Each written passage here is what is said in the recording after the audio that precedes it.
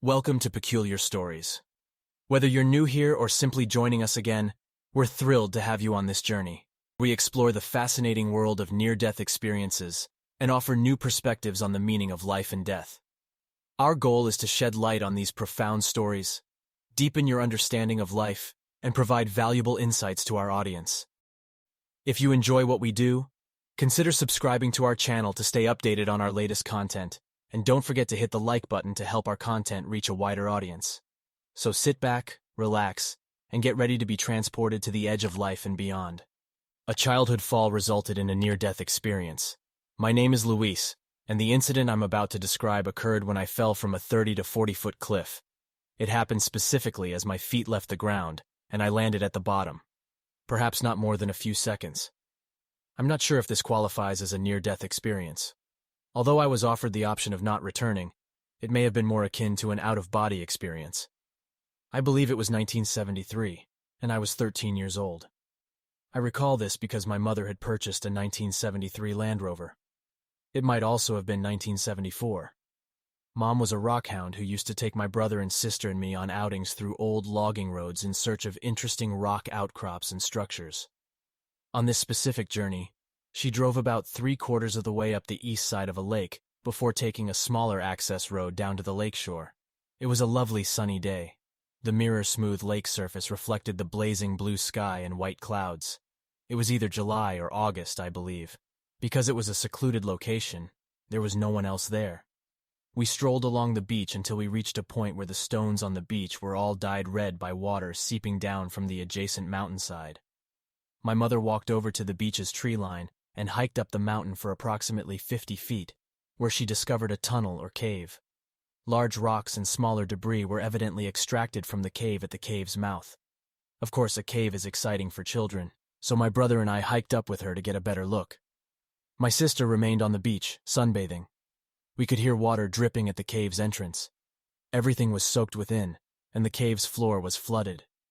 The water was colored red, most likely due to iron oxide leaking from the sandstone. My mom told me not to go all the way in and see what was at the end. She was concerned that pebbles would fall from the ceiling and that it would be unsafe. Standing at the entrance, I spotted what appeared to be a light at the cave's end. This was most likely daylight reflecting off the damp surface of the cave and illuminating the interior. I assumed there might be another entrance from above, which was where the light was coming from at the moment. I began trekking up the cliff above the cave to see if there was another entry. My mother gave me her gloves to help me climb up the sloping hillside to the top. When I arrived to the top, there was no other way out.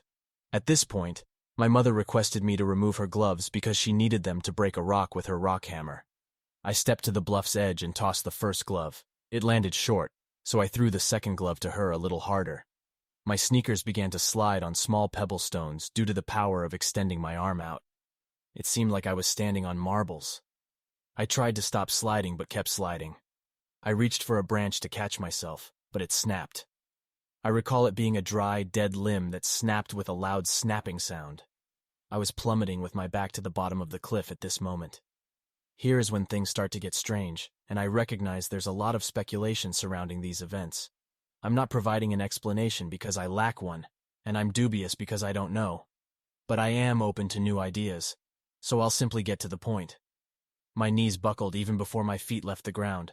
Then my legs pushed out with great effort. I actually jumped off the cliff at the last second. This was not done by me. Perhaps it was terror, but I didn't order my knees to buckle or my legs to push out. Nonetheless, this had the effect of preventing me from falling straight down to the cave mouth, where I would have been murdered quickly if I had collided with heavy boulders. This is getting strange. I was looking down at the earth as soon as my feet left the earth. The first thing I recall about this encounter is a profound sense of distress and loss. Everything I had known as a youngster had vanished. Everything, from the people to the locations. Maybe it was just a child's innate curiosity, but the distress faded, and I was surprised by what I was seeing. The earth was stunning. I remember thinking the enormous brown regions, the continents, were the incorrect hue. I expected the land to be as green as the mountains where I grew up. There was a lot of brown. I learned that not everything was green in different climates. The waters were incredible, so vast, and clouds came in all forms and sizes. When I turned to look around, I saw stars, much like you'd see in the night sky. But there were a lot more of them, and they were very brilliant, and also so gorgeous that I forgot about the earth for a time. One of the stars grew larger and seemed to glide towards me. The star's brilliance was incredibly bright. I could make out a human shape, a staff, and possibly a robe within the light. Because the light was so strong, I couldn't make out the facial features, but I didn't get the sensation that I was staring at a man or a woman. Gender had no bearing on my perception of benevolent intelligence. There was a strong sense of delight and safety. This new location was secure for a distressed child. I've always imagined that when I turned away from Earth, I was looking at stars. Perhaps they were all benign intelligences rather than stars. Although I don't recall any specifics, there was a moment that felt like an open book on my life up to that point, and what my life would be like in the future. You can stay here or go back, I was told. These were more like shared ideas than stated words. First and foremost, my reaction was emotional. I remembered the agony of losing everything, and then I thought, but I haven't done anything yet. I opened my eyes and found myself laying on the ground as soon as I said those words. I was lying on my back, looking up at the beautiful sky and clouds high above, past the thick trunk and limbs of a large cedar tree. That was also a lovely sight. I must have had some terrible moments as a child, since the next thing I recall is my mother yelling my name. There was a fear in her voice that there would be no response. She'll freak if I don't say anything, I reasoned. Perhaps I should pause for a moment. Then I realized, I can't do that, it's wrong. I was considering the benevolent intelligence's disapproval. Therefore, without even thinking about it, I responded immediately and stood up. I wasn't wounded, save for a little scratch on my leg. I came to rest among some broken limbs, plants, and tiny logs. My mother said I fell in an arc, and it appeared to be in slow motion, as if I were being carried. I informed her about my experience, but we never talked about it again until she became ill. She died of cancer 4 years later. When I went to see her in the hospital, she would clutch my hand tightly, as if she felt it connected her to something and offered her hope. While clutching my hand, she'd occasionally fall asleep or zone out from the morphine. Seeing someone die from cancer can make a person feel helpless, even tortured. Even if I can't properly describe the experience at the cave, I will always be grateful she sensed hope.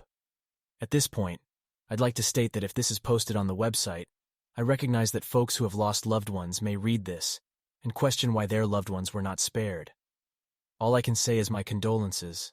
I don't know, and I don't believe my life was more valuable than someone else's. Maybe there was an area where I could land and survive if I fell. Perhaps God placed me in that situation. I'm not sure. My mother believed in God, and I believe in God. There is far too much violence, as well as a deadly mix of hostile political theocracies and ethnocentric murderous disorders, like Germany and Japan during World War II, or the current Rwanda atrocity, or the hundreds of thousands of people killed during the partition of India and Pakistan. So much lousy leadership, with men preoccupied with money and power, willing to kill if it means getting more. Men, not God, are responsible for violence. Well, perhaps the experience made me more sensitive to life's atrocities. I shouldn't preach, but I wouldn't want to be one of the killers when it comes time for them to discover what and who awaits them after death. Even if I try to be objective, the universe is too amazing a piece of engineering for me not to believe in something absolute and most likely beyond my knowledge. That doesn't imply that the benevolent intelligence I encountered that day was God. Perhaps it was an angel or a deceased person with the authority to intercede. I'm not sure. I cannot conclude that the experience was mystical because it was not of this world. Perhaps there is a life beyond death that makes perfect sense, such as an intelligent life force or energy that science has yet to discover. Perhaps the human has an electrical template that survives death. It does not have to be mysterious in any way. The skeptic in me would say that trauma triggered my imagination, and I invented the event as recollection after falling to compensate for the trauma or stress. That doesn't explain why my legs kicked out, or the intricate nuances of the event, which appear to defy explanation. Therefore, while my skeptic side can find reasons to ignore the experience, my intuitive side knows there is life beyond death. Watch this NDE next about a woman who met a dark figure that took her to a place beyond her imagination.